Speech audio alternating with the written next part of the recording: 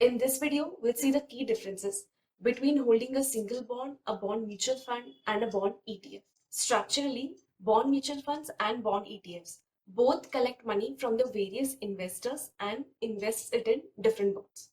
This is the similarity. Now, let's break down the differences. First factor is control. You have complete control in the case of individual bonds.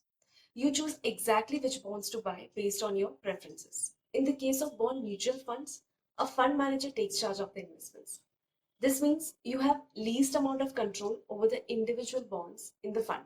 For bond ETFs, while a manager oversees the investments, you still have partial control in terms of timings and price because you can buy and sell the ETFs on exchanges similar to stocks.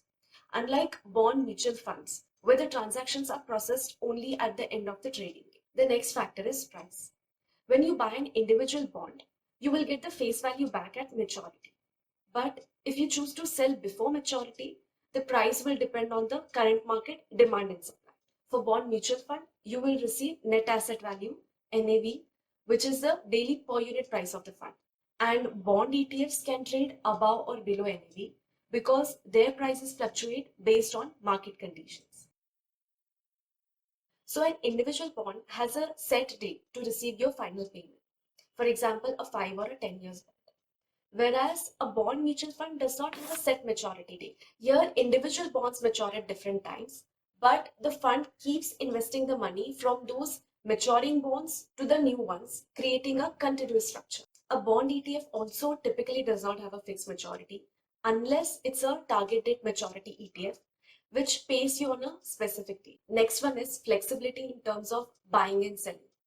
Now, individual bonds have low liquidity because there are not too many buyers or sellers actively trading them, which makes it difficult to sell before maturity, and therefore they are the least flexible option. For bond mutual funds, you can redeem them once a day at the end of the trading day.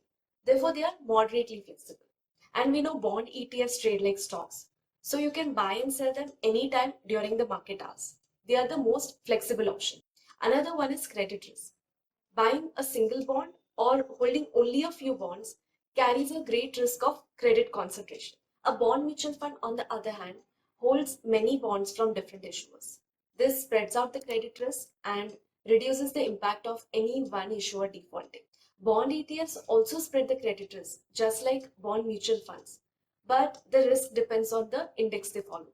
Sixth factor is interest rate sensitivity, which means changes in the bond's price with regards to changes in the market interest rates. So if you keep a bond until it matures, interest rate changes will not affect. You will receive both the regular coupon payments and the principal amount as long as the issuer does not default. On the contrary, when the interest rates rise or fall, bond ETFs and mutual funds both face price fluctuations. And the last factor is cost efficiency. As individual bonds are not professionally managed, therefore no management fees. So if you hold them until maturity, they are very cost efficient. But if you sell them before maturity, you may have to pay brokerage commissions and sometimes higher bid-ask spreads due to illiquidity. Bond mutual funds have higher expense ratios. It is expensive because you pay for professional management. And expense ratios for bond ETFs are much more lower than those of mutual funds. But you may incur brokerage fees when you trade them on an exchange.